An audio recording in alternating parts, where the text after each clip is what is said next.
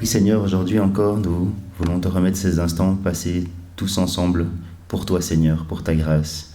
Et oui, nous t'acclamons avec joie, parce que c'est toujours une joie Seigneur d'être auprès de toi, d'entendre ta parole et de la mettre dans nos cœurs, afin que chaque jour elle nous accompagne. Amen. Bien.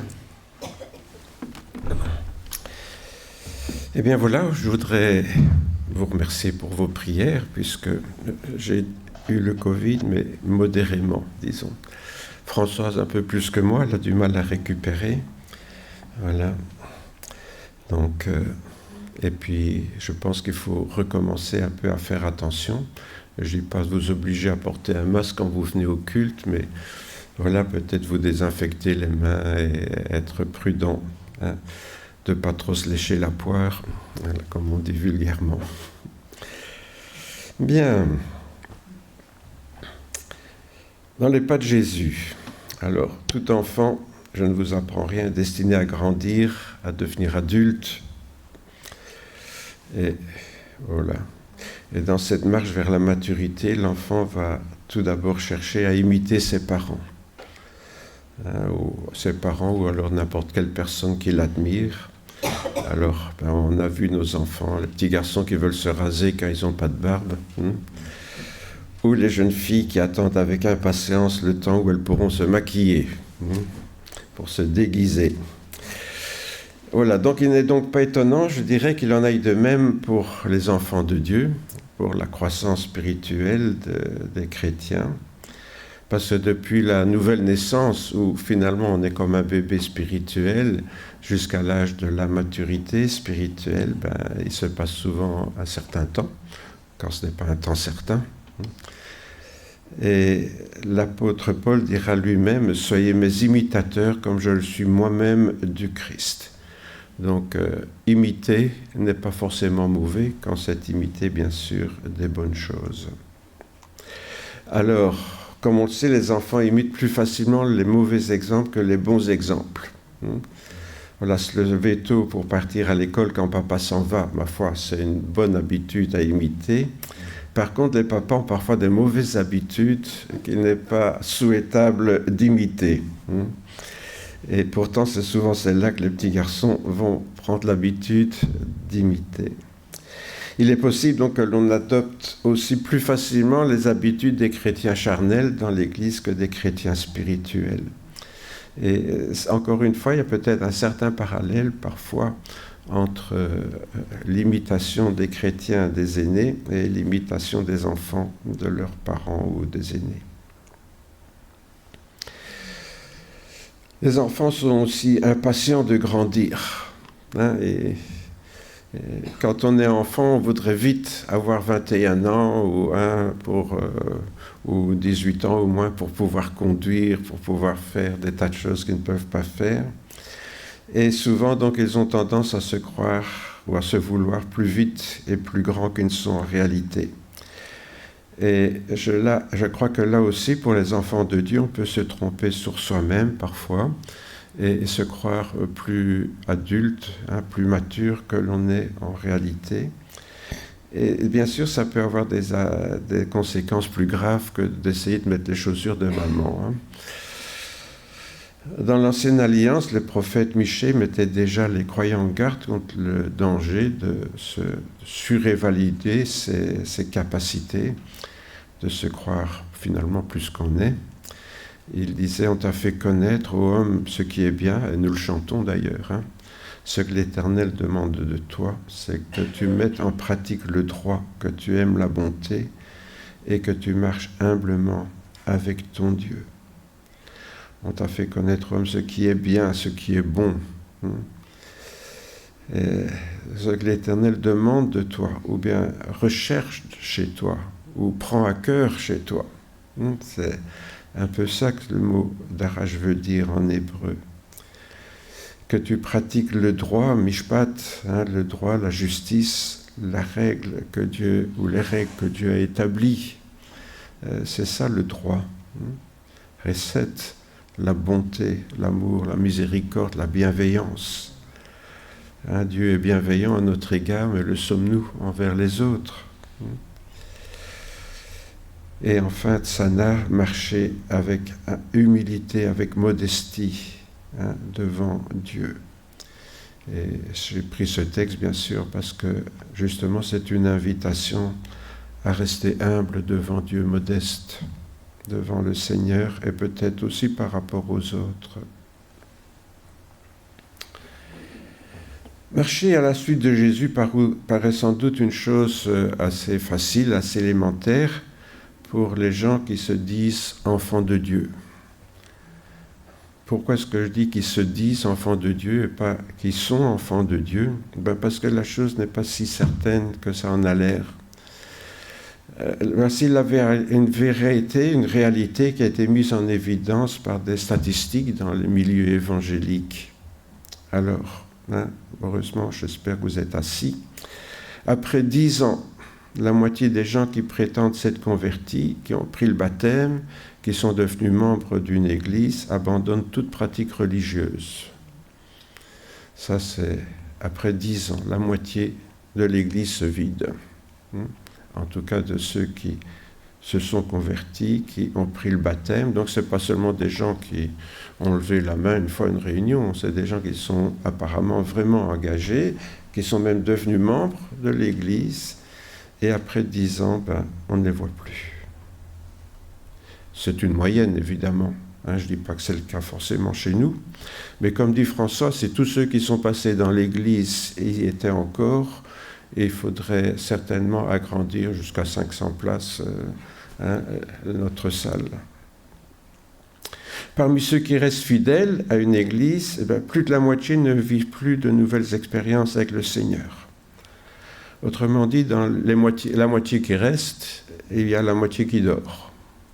C'est pour ça qu'il faudrait parfois remplacer les chaises par des canapés, peut-être, je ne sais pas. En tout cas, il y a la moitié qui dorment, pas plus de nouvelles expériences. Et c'est vrai, quand on demande à des chrétiens de témoigner, imaginez que ce matin, je vous demande, allez, viens témoigner. De quoi vous allez me parler ? De votre conversion. Pourquoi ? Parce que peut-être qu'il ne s'est plus rien passé depuis. C'est quand même interpellant, ça. Je vis avec le Seigneur, mais il n'y a rien qui se passe dans ma vie. Et vous pouvez remarquer, quand on demande à un chrétien de témoigner, il parle de sa conversion. Il n'y a rien d'autre à dire. Finalement, seuls 15 à 20%, parmi la moitié, là, se montrent soucieux de progresser dans leur vie avec le Seigneur. Ça veut dire que, ça c'est une moyenne, évidemment, qui a été faite parmi tout un ensemble d'églises évangéliques, mais quand on voit les statistiques, c'est plutôt en baisse qu'en hausse. Alors, pourquoi marcher dans les pas du Seigneur ? Pourquoi j'ai choisi ce thème ce matin ? Pour ça, évidemment. S'il n'y avait pas ce problème-là, je n'aurais pas prêché là-dessus ce matin. Marcher à la suite de Jésus, ça implique de devenir son disciple. Je ne vous apprends rien. Au départ, dans la Bible, vous ne voyez jamais le mot chrétien. Ça apparaît 3 fois, je crois. On parle des disciples. Les disciples du Seigneur. Et c'est quoi les disciples ? C'est des gens qui suivent un maître, qui écoutent ses enseignements et qui cherchent à l'imiter pour lui ressembler de plus en plus. C'est ça un disciple. Même pas seulement dans l'Église. Si on prend un disciple d'un homme politique ou de n'importe qui, c'est le même principe. Autrement dit, ce n'est possible pour nous chrétiens qu'avec l'aide, la lumière, le secours du Saint-Esprit. Pourquoi ? Parce que si le Saint-Esprit n'agit pas dans nos vies, ce n'est pas la courbe ascendante que je viens de faire, là c'est celle qu'on a vue tout à l'heure, dans la dia précédente. Alors qu'est-ce que ça implique, cette croissance spirituelle ? J'ai relevé 4 choses. Ça implique une écoute, une lecture attentive de l'enseignement du Seigneur. On peut l'écouter quand on vient à l'église, mais on peut lire la Bible chez soi. Entre parenthèses, tout à l'heure, on a chanté le petit chœur Hein, je voudrais entendre ta voix. Vous avez remarqué, dans l'Ancien Testament, les prophètes entendaient Dieu leur parler.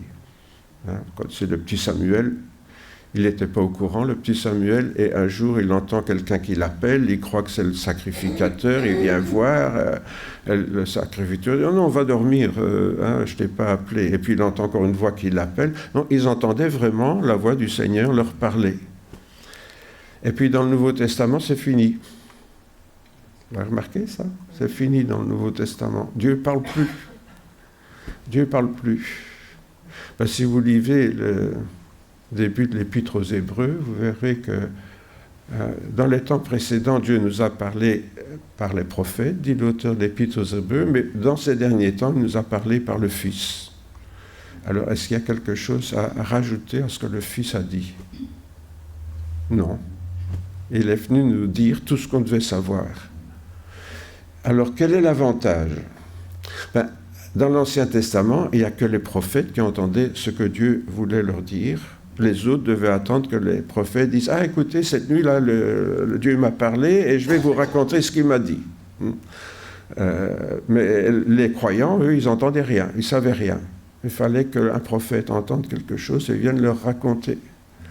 Tandis que nous, quel est notre privilège par rapport aux gens de l'Ancien Testament?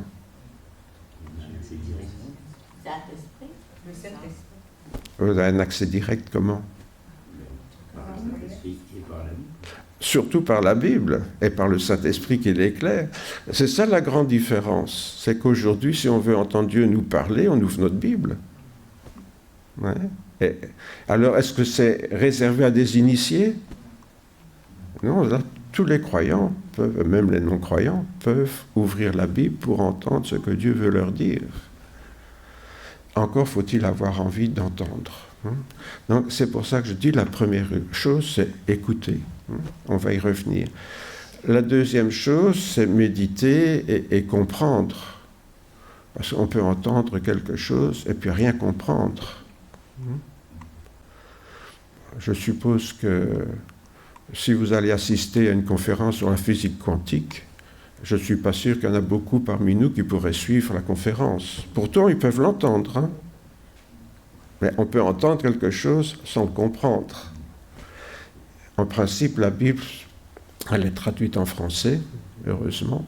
Hein? Donc, vous n'êtes plus obligé de la lire en hébreu ou en grec ou en araméen. Et vous êtes censé pouvoir la comprendre.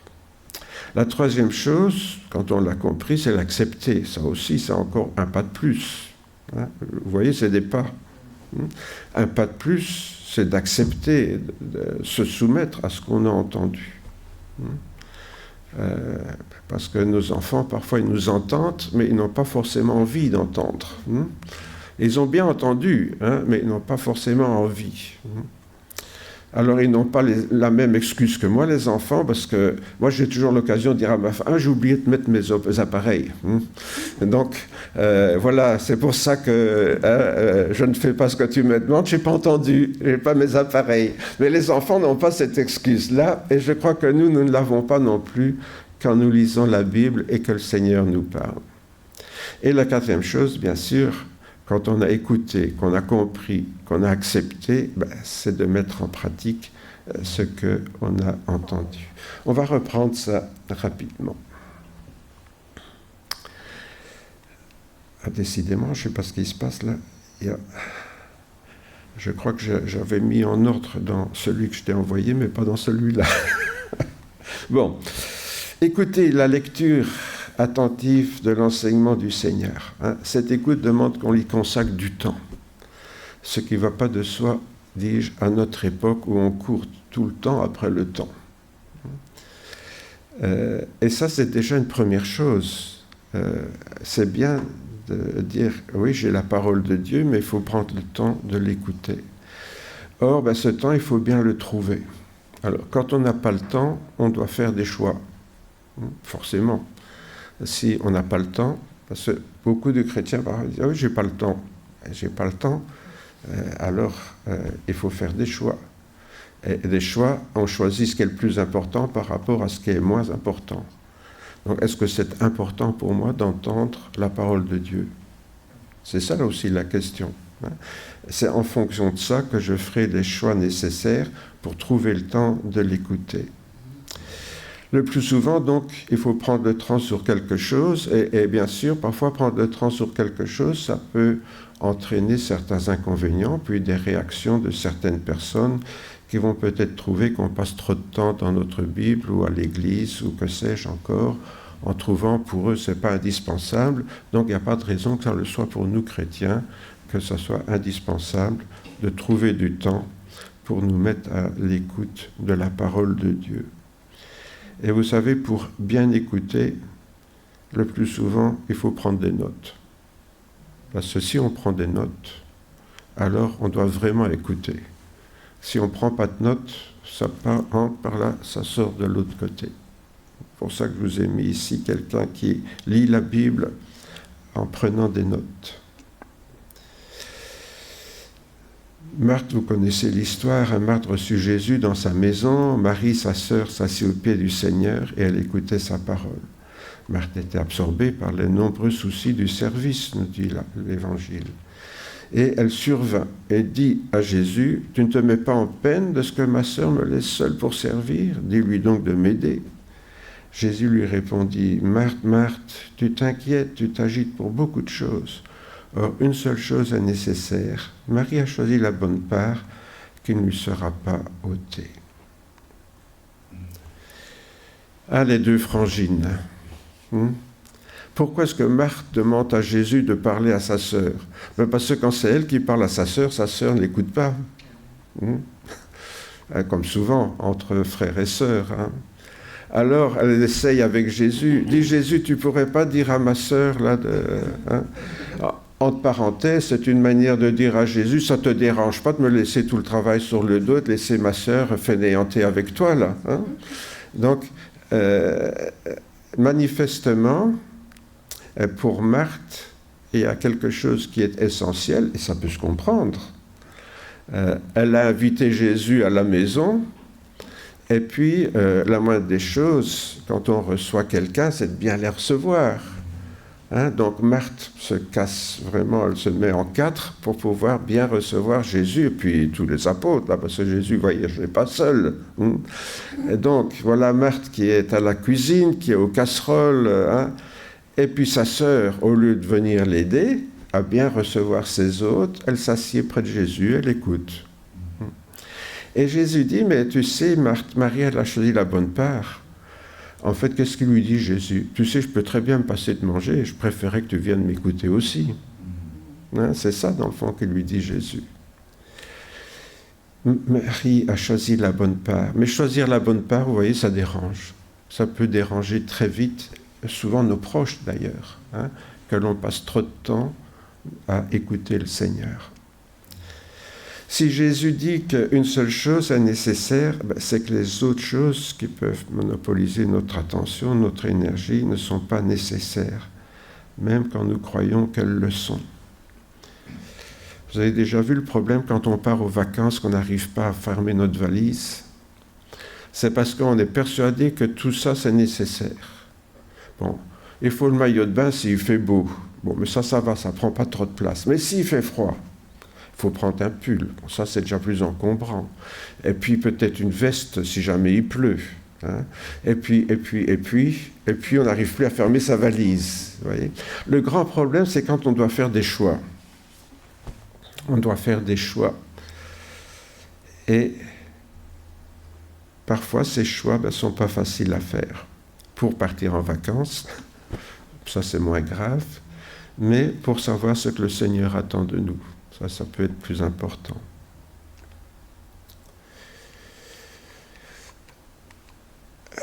La méditation. Je dis méditation, compréhension, parce que bien sûr, pour comprendre la parole de Dieu, souvent il faut s'arrêter. Quand Jésus dit des choses, ou que nous lisons quelque chose dans la Bible, il faut souvent s'arrêter.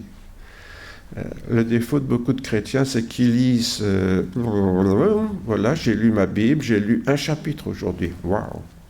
Et qu'est-ce qu'il y avait dans le chapitre? Moi, je ne sais plus, mais enfin, je l'ai lu. Je l'ai lu. Vous voyez, alors ça, c'est vraiment de la perte de temps, franchement. Les gens qui trouvent que vous perdez votre temps dans la Bible, ils ont raison. Parce que si c'est pour faire ça, c'est vraiment perdre son temps. En fait, il vaut mieux lire qu'un verset et puis réfléchir, qu'est-ce que Jésus veut me dire avec ce verset. Alors, c'est beaucoup plus utile. Méditer, ruminer. Le terme hébreu, c'est l'idée de ruminer. Vous savez, les vaches, elles mangent et puis elles régurgitent pour manger une deuxième fois. C'est ça qu'il faut faire avec la Bible. Vous lisez et puis vous régurgitez pour penser à ce que vous venez de lire. Alors on peut entendre quelque chose et même le comprendre, c'est pas pour ça qu'on en mesure toutes les implications. Si j'entends dire que s'aimer et se marier, c'est se donner l'un à l'autre, à ça on l'a tous fait le jour de notre mariage. Que ce soit catholique, que ce soit n'importe quoi, ou protestant, au mariage, il y a toujours cette idée que dans l'amour, on ne s'appartient plus, on se donne à l'autre. Voilà, c'est vrai, on est en pleine lune de miel, on ne se rend pas compte de ce qu'on dit, et on dit des bêtises. Parce qu'évidemment, c'est une bêtise si on n'a pas l'intention de le faire. Or, c'est exactement ce qu'on a fait le jour de notre baptême. Le jour de notre baptême, on a dit, voilà, je meurs à ma vie sans le Seigneur, et je ressuscite à une nouvelle vie avec le Seigneur. Oui, mais quand on dit ça le jour de son mariage, on ne se rend pas compte qu'il va falloir faire des concessions, qu'il va falloir faire des choix. Tant qu'on vivait chacun de son côté, ça allait bien, chacun faisait ce qu'il avait envie de son côté. Mais une fois qu'on est ensemble, ça implique des concessions nécessaires, plus ou moins douloureuses, mais c'est inévitable, forcément, parce que si on avait 24 heures chacun de son côté, quand on vit à deux, il reste toujours 24 heures, il n'y en a pas 48. Donc si je dois ramener 48 heures à 24, il faut faire des choix. Il n'y a rien à faire. C'est le problème du mariage. Mais je dirais c'est aussi le problème, entre guillemets, de l'engagement avec le Seigneur. Si avant je faisais ce que je voulais quand je voulais, une fois que j'ai donné ma vie au Seigneur, il va avoir son mot à dire sur ma vie, ça veut dire sur le temps que je passe à faire certaines choses. Dans l'Épître aux Corinthiens, la deuxième, l'apôtre Paul disait « L'amour du Christ nous étreint, nous qui avons discerné ceci. Un seul est mort pour tous, donc tous sont morts, et il est mort pour tous, afin que le vivant ne vive plus pour eux-mêmes, mais pour celui qui est mort et ressuscité pour eux. » Lire ça, ça va. Le comprendre, ça devient déjà plus gênant. Si je suis chrétien, je ne vis plus pour moi-même. Waouh! Là, c'est embêtant. Là, je ne vis plus pour moi-même, je vis pour le Seigneur. Pourquoi? Parce que lui a donné sa vie pour moi, comme moi je suis appelé à lui donner ma vie en retour. Oui, ça, c'est des mots qu'on dit, C'est des mots qu'on dit, ça. Mais vous voyez, on dit des choses, on s'engage dans des choses sans réfléchir aux implications. On ferait mieux de réfléchir avant de s'engager. Parce que si c'est pour s'engager et pas tenir ses engagements, ça ne servait à rien. C'est même assez malhonnête. J'ai voulu devenir chrétien, bien sûr, pour avoir mes péchés pardonnés. C'est bien, mais est-ce que je suis conscient de l'engagement que je prenais en devenant chrétien? Vous voyez? Souvent, on dit, donnez votre vie au Seigneur, vous aurez vos péchés pardonnés. Oui, c'est bien ça. C'est bien, mais on oublie ce que l'apôtre Paul nous dit. C'est que Jésus nous pardonne nos péchés, mais que maintenant nous lui appartenons.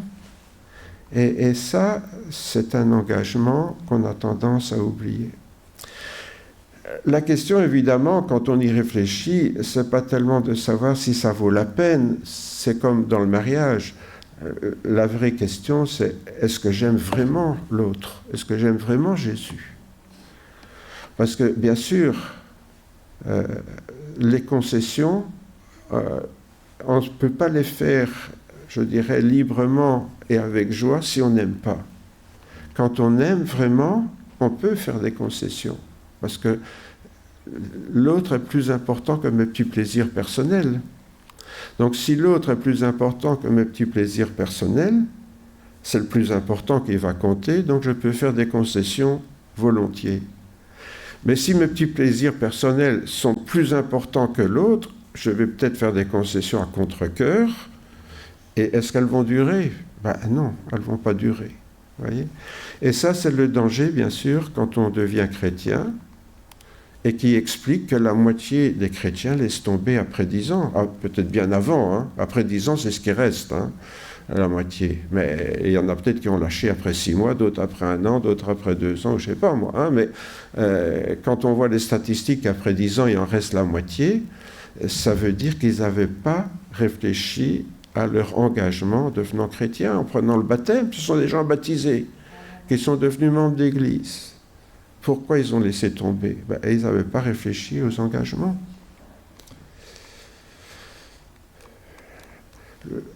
Le troisième pas, je vous rappelle ce qu'on a dit, c'est une acceptation. Donc j'ai compris que c'est un engagement avec le Seigneur, un engagement qui va appeler de ma part certaines concessions. Maintenant, est-ce que je suis d'accord avec ça?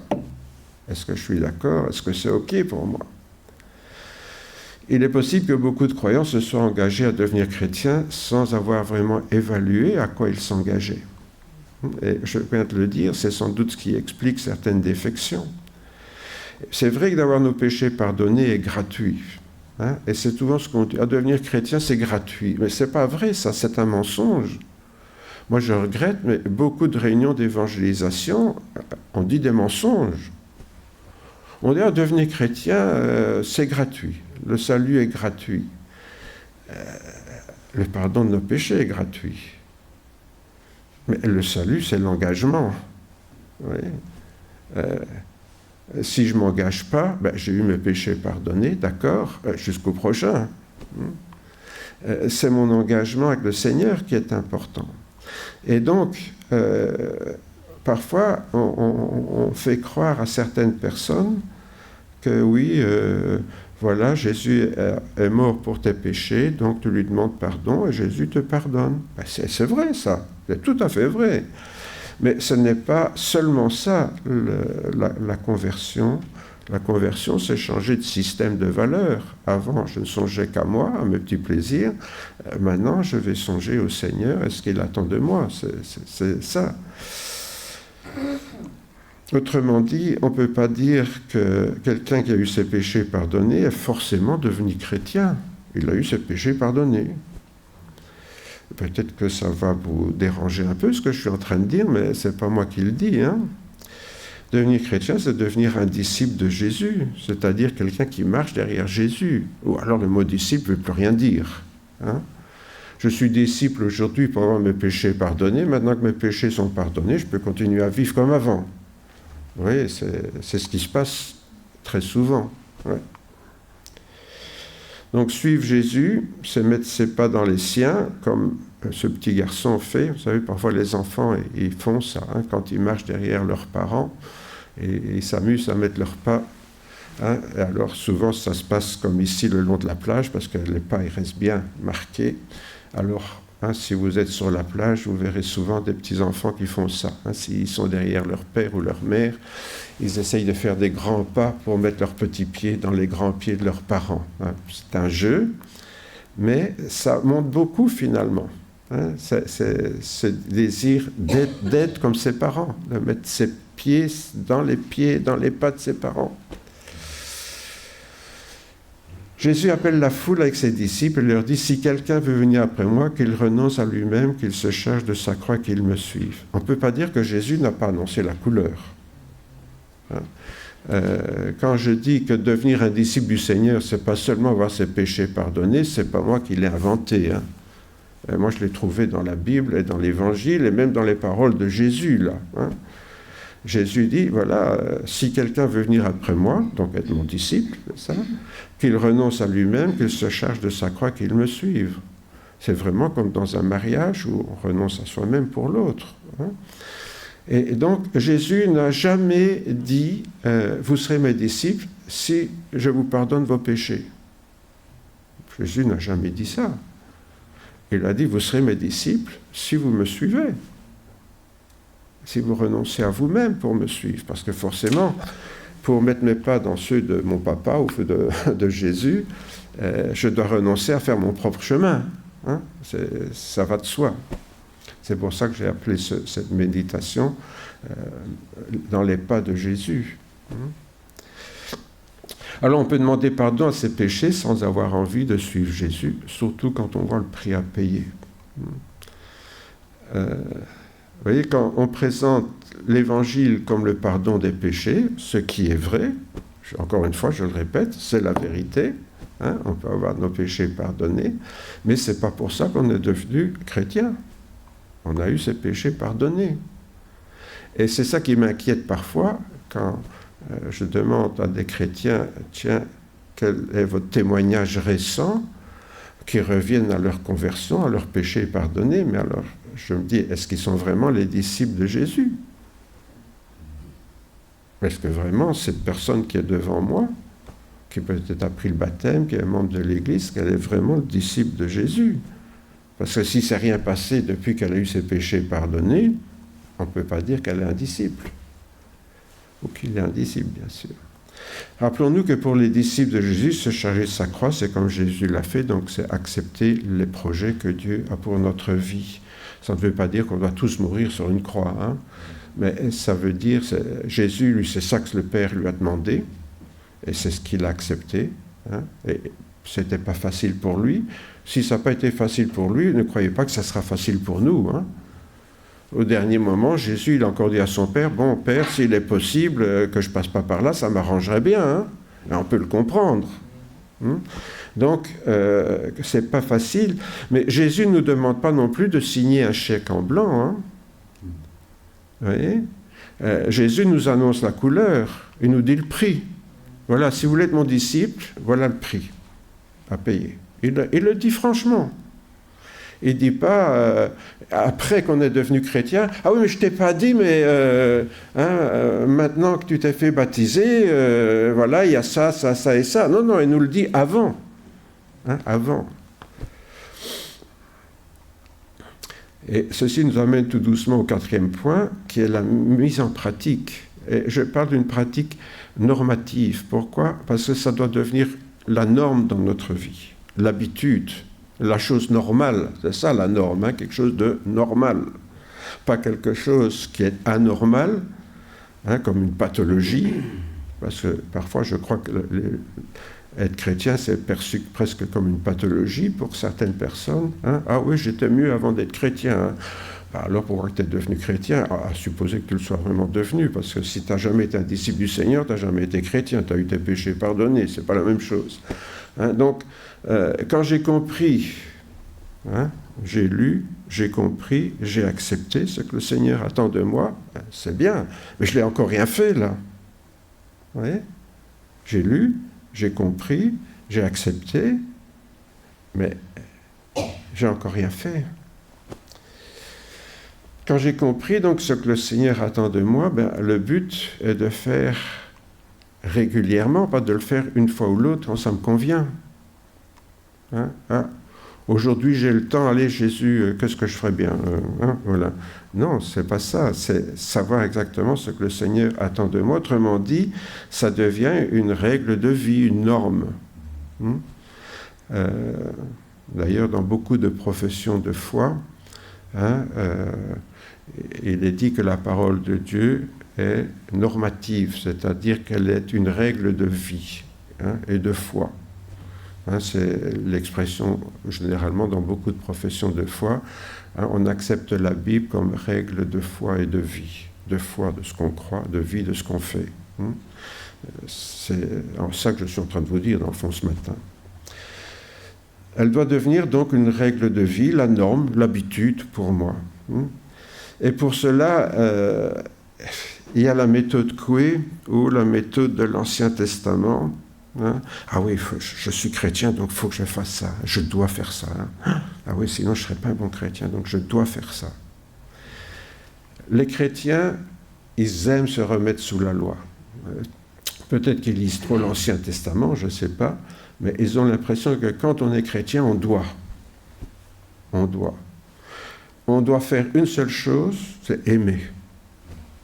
Pourquoi? Parce que quand on aime, on fait sans même réfléchir.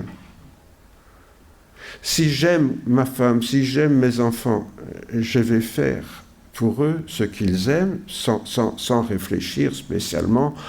Il faudra encore que je fasse ça. Non. Hein? Voilà. Ça vient spontanément. C'est pour ça que Jésus dit, je vous donne un commandement nouveau, aimez-vous les uns les autres comme moi je vous ai aimés. C'est le seul commandement que Jésus nous a donné, c'est aimer. Et les chrétiens, qu'est-ce qu'ils font? Ils s'empressent de se remettre sous la loi de l'Ancien Testament. Ah oui, maintenant que je suis un croyant, je dois faire ça, je dois faire ça, je dois... C'est dur d'être chrétien, vous ne vous rendez pas compte, hein, mais être chrétien, c'est une croix à porter. Hein. Oui, Jésus l'a dit. Vous comprenez où est le problème?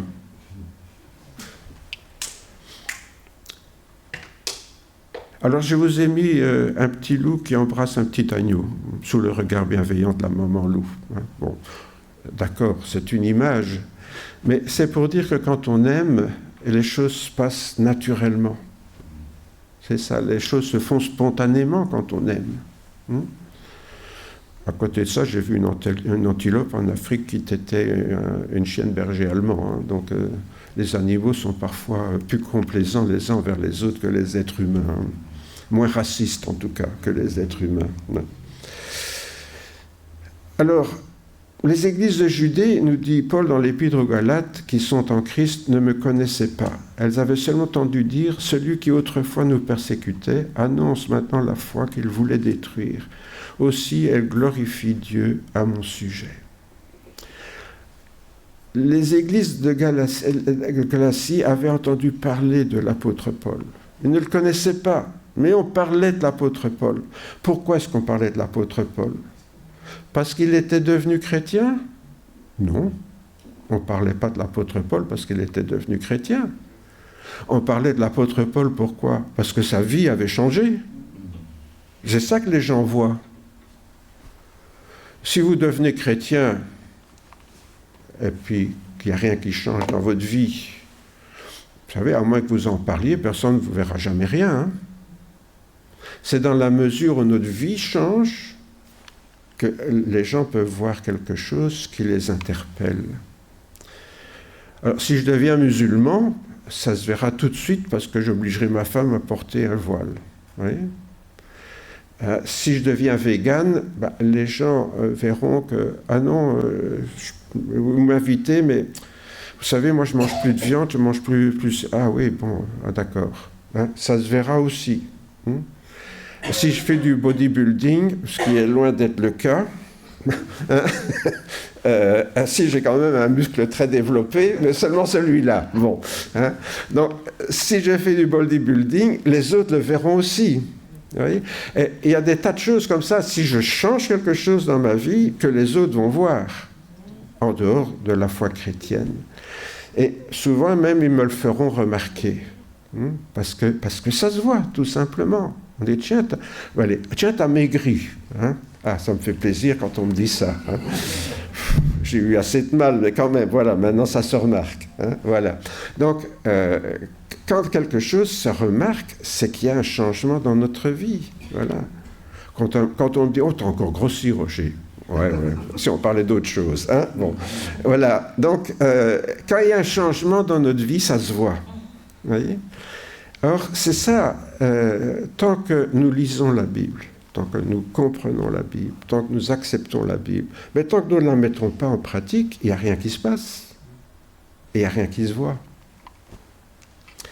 Qu'est-ce qui a changé dans ma vie depuis que je suis chrétien ou chrétienne, c'est-à-dire disciple de Jésus? Est-ce que d'autres l'ont remarqué? Ouais. Dimanche passé, oui, ça c'était dimanche, je devais apporter ce message-là plus tôt. Hein. On avait vu que Jésus avait lavé les pieds de ses disciples. Hein. Moi, le Seigneur le met, dit Jésus. Vous aussi, vous devez vous laver les pieds les uns aux autres, car je vous ai donné un exemple, afin que vous aussi vous fassiez comme je vous ai fait. Si vous savez cela, vous êtes heureux, pourvu que vous le mettiez en pratique. J'avais déjà abordé ce thème il y a quelques dimanches, il y a 3 dimanches maintenant. Si vous savez cela, vous êtes heureux pourvu que vous le mettiez en pratique. Lire la Bible, la connaître par cœur, la comprendre, devenir un brillant théologien ne sert strictement à rien si je fais rien. si ça ne change rien dans ma vie. Je ne serai pas plus heureux. Alors, je serai heureux si je le mets en pratique. Mais on oublie qu'entre savoir et mettre en pratique, c'est ce que j'ai essayé de vous rappeler ce matin, savoir, je lis, et mettre en pratique, c'est le but, mais entre les deux, il y a comprendre. C'est pas le tout de lire, il faut comprendre, il faut méditer les implications de ce que je suis en train de lire. Tiens, quand Jésus dit ça, quelles conséquences ça peut avoir? C'est important de se poser cette question-là. Quelles conséquences ça peut avoir dans ma vie? Et est-ce que je suis prêt à accepter ces conséquences, ces implications? Pourquoi? Parce que c'est seulement alors que je mettrai en pratique. Quand on lit, on ne passe pas directement à la mise en pratique. Vous voyez? C'est ça que j'essaie de vous montrer ce matin. On peut lire la Bible, mais ça ne va pas forcément nous conduire à mettre en pratique.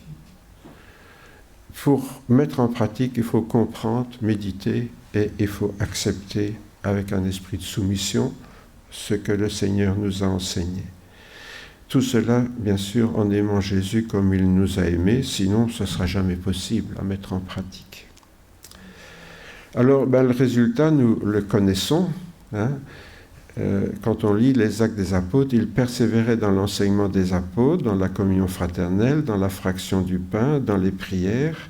Chaque jour, avec persévérance, ils étaient au temple, d'un commun accord. Ils rompaient le pain dans les maisons, prenaient leur nourriture avec allégresse et simplicité de cœur, et louaient Dieu, et obtenaient la faveur de tout le peuple. Ça veut dire que tout ça, ça rayonnait, ça se voyait autour d'eux. Sinon, Luc n'aurait pas dit que les premiers chrétiens trouvaient la faveur de tout le peuple. Mais là, les gens ils disaient, c'est pas possible, ces gens-là, ils sont pas comme nous. Vous voyez, ça frappait les gens, cette communauté chrétienne. Et quelle était la conséquence? Le Seigneur ajoutait chaque jour à l'Église ceux qui étaient sauvés. Et chaque jour au temple, dans les maisons, il ne cessait d'enseigner, d'annoncer la bonne nouvelle du Christ Jésus. Voilà, dès le moment où on passe par ces 4 étapes pour arriver à la mise en pratique, ça se voit et les gens s'interrogent. Et s'ils s'interrogent, on peut venir avec l'Évangile pour répondre à leur interrogation. Le gros problème aujourd'hui, c'est que nous annonçons l'Évangile à des gens qui ne se posent pas de questions. Alors, c'est comme Woody Allen, là, qui a une question, j'ai une réponse. Oui. Mais l'évangélisation, c'est souvent ça. Qui est-ce qui a la question là? J'ai une réponse. Jésus est mort pour mes péchés. On s'en fout que Jésus est mort pour nos péchés, j'ai pas de péché. Occupe-toi de toi-même, moi je m'occuperai des miens. Voilà. Donc, on vient avec une réponse à des gens qui ne se posent pas de questions. Vous voyez? Et ça, c'est le gros problème de l'Église aujourd'hui, plus que jamais. Ça a toujours été le problème, mais aujourd'hui, dans un monde complètement déchristianisé, les gens ne se posent vraiment pas de questions au sujet de leur éternité. Et donc, nous, on vient avec une réponse, l'Évangile, mais forcément, ça fait un gros plouf. C'est pas étonnant. Comment est-ce que ça ne fera pas un gros plouf? C'est si les gens se posent des questions. Si un jour on te dit, tiens, t'as pas de problème, toi tu es toujours content. Dire, si, j'ai le problème comme tout le monde, mais j'ai aussi le Seigneur. Ah bon, qu'est-ce que c'est ça? Voilà, on peut rendre témoignage parce qu'ils ont posé une question. Ouais. Mais si vous venez dire, j'ai le Seigneur dans ma vie, qui est-ce que ça intéresse? Tout le monde va vous nous regarder comme les vaches qui regardent passer un train, là, avec des yeux de bovin, et ils vont dire, qu'est-ce qu'il parle, là? Ouais. D'où l'importance de la mise en pratique pour trouver la faveur de tout le peuple et que alors il puisse s'interroger et aller plus loin. Alors quand je lis ça dans la Bible, moi je me dis pourquoi est-ce que ça ne serait pas possible pour moi aussi? Voilà. Mais pour cela, nous avons la réponse, il faut marcher dans les pas de Jésus. Il faut être comme ces petits-enfants, cette petite fille ou ce petit garçon qui mettent leurs pas dans les pieds de leur papa. Je trouve ça marrant d'ailleurs, le petit garçon qui marche même comme son père, les mains derrière le dos, là. Hein. Voilà, alors, marcher derrière Jésus en l'imitant, en faisant comme lui. C'est ça être un disciple. Arriver à être comme lui, ça devrait être notre ambition. Quand les enfants sont petits, je parle quand ils sont vraiment petits, avant de devenir trop espiègles, hein, ils veulent tous être comme leur papa ou leur maman. Bon, malheureusement, ça ne dure pas, ou heureusement, je ne sais pas ce qu'il faut dire. Peut-être heureusement dans certains cas. Mais en général, un enfant, il veut être comme ses parents, comme son papa, comme sa maman. Est-ce que nous avons perdu cette simplicité de vouloir être comme Jésus? Oui. Tout simplement. Hein? Je suis un enfant de Dieu, donc moi je voudrais être comme Jésus. Voilà. Mettre mes pas dans les pas de Jésus. Mais entre-temps, on est devenus des adultes et on a bien d'autres choses plus importantes à faire. Hein? C'est ça le problème. Donc que le Seigneur nous aide ce matin à pouvoir mettre nos pas dans ceux du Seigneur, et j'ajoute et peut-être en donner envie aussi à nos enfants. Hein? C'est pas toujours facile de donner envie à nos enfants de mettre leurs pieds dans les pieds du Seigneur, même s'ils nous ont vu vivre, même s'ils ont vu les bénédictions de Dieu dans notre vie, ça ne fait pas toujours tilt forcément, ou bien au départ, et puis voilà les choses de la vie hein, qui viennent s'imposer et devenir plus importantes. Que le Seigneur nous bénisse. Oui, Seigneur, nous voulons te demander cette grâce d'être vraiment tes disciples, de pouvoir être comme des petits-enfants, Seigneur, qui ne rêvent que d'une chose, pouvoir mettre nos pas dans tes pas, être comme toi, t'imiter, marcher comme toi tu as marché quand tu étais sur la terre, en ayant un seul désir, c'est faire la volonté de ton Père. Oui, Seigneur, nous en sommes loin, nous le confessons. Bien souvent, nous avons d'autres priorités, d'autres soucis qui passent, Seigneur, avant celui-là. C'est pour ça peut-être que nous ne sommes pas vraiment des chrétiens heureux ou heureux tout le temps. Parce que, Seigneur, tu nous as laissé marcher librement comme nous voulions, parce que tu nous aimes, tu ne peux pas nous imposer ton amour.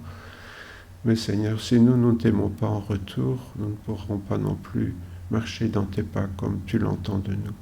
C'est pourquoi la grâce que nous te demandons ce matin, c'est peut-être en tout premier lieu d'apprendre à t'aimer vraiment et à mesurer peut-être les engagements que nous avons pris, leurs implications, leurs conséquences dans notre vie, pour réfléchir, Seigneur, si notre amour est assez grand pour les assumer, pour les respecter. Oui, Seigneur, que ta grâce soit dans nos vies et donne-nous, Seigneur, ce privilège de l'amour. Seigneur, tu nous as donné un exemple.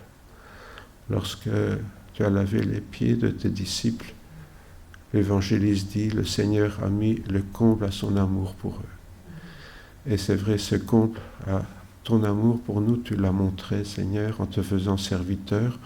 Donne-nous, Seigneur, de pouvoir comprendre que aimer, c'est devenir aussi serviteur, serviteur de Dieu, serviteur les uns des autres. Sois béni, Père, pour ta grâce en Jésus, notre Sauveur bien-aimé. Amen.